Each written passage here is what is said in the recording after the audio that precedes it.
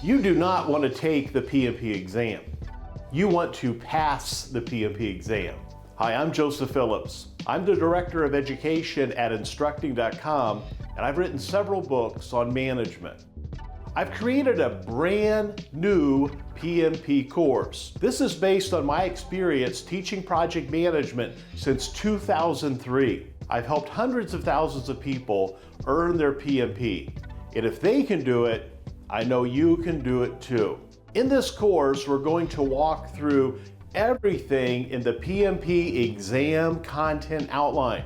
Don't make the mistake of believing the PMP is only based on the PMBOK guide. The PMBOK guide, 7th edition or 6th edition, it's just one resource of many that the PMP exam is based on. I've created this course based on the PMP exam content outline.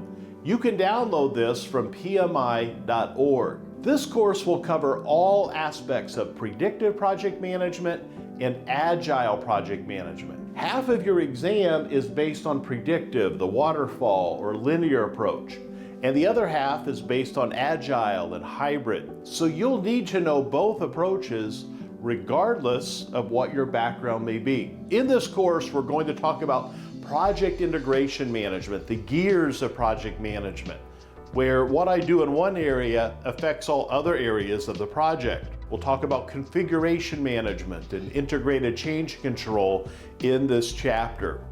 And then we'll get into scope management, about defining our project scope, writing our scope statement, creating the work breakdown structure, the work packages, all the way out to our activity list. Then we'll look at our scheduling. We'll take that activity list and determine what resources are needed, the order in which activities should happen. We'll create project network diagrams and calculate float, really tricky little puzzle for your exam. And then we're going to look at cost, all of our cost estimating techniques, earned value management, and how do we monitor cost and look at our cost baseline. Then we'll talk about resource management. Resources are people, but also materials, equipment, facilities, the things that you need to do your project. Then we'll look at communications, which is tied directly to our resources and our stakeholders. Communication, we have to talk, but we also need to be an active communication, to have active listening, to really understand what the person is saying to us.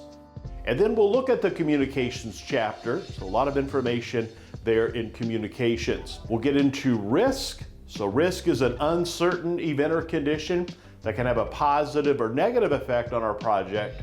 Or in agile, we call that anti-value because it threatens the value of the project. So in risk, we'll do risk identification, risk planning, doing some qualitative and quantitative analysis. We'll talk about our risk responses for positive and negative risk, and then we'll do risk monitoring and controlling and see how well our risk responses are working. Then we'll get into procurement.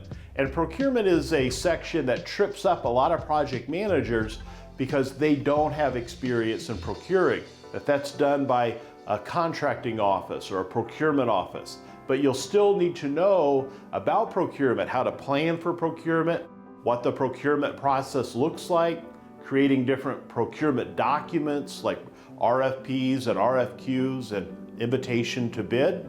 And then we'll talk about what types of contracts are appropriate for a project. And then we'll get into what happens if things go awry, like claims administration. So a lot of things to cover in procurement. Next, we'll talk about stakeholder engagement. We want our stakeholders to be engaged, to be supportive of the project, even to be informed about the project.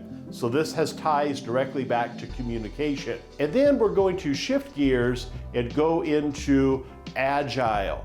So in agile, we'll talk about the agile mindset, the agile manifesto, and what does it mean to be agile? The idea of servant leadership. We'll talk about Scrum and Kanban, DSDM, feature-driven development, and a few other approaches that you'll need to know. So a lot of information in this course, but it's exactly what you must know in order to pass your exam. In this new course, I have all of the slides in PDF format, and I have some memory sheets that are created for you so you can study on the go. A lot of information, a lot of resources, a really big, comprehensive course to help you pass the PMP. If others have done it, you can do it too. And I feel very strongly about that. So in this course, we'll keep the positive mental attitude, we'll keep your energy up, to keep you involved and moving forward in compressing the time that it takes to prepare to pass, not just take the PMP exam. You can do this. Let's enroll today and get you moving forward to your PMP certification. I'll see you in the course.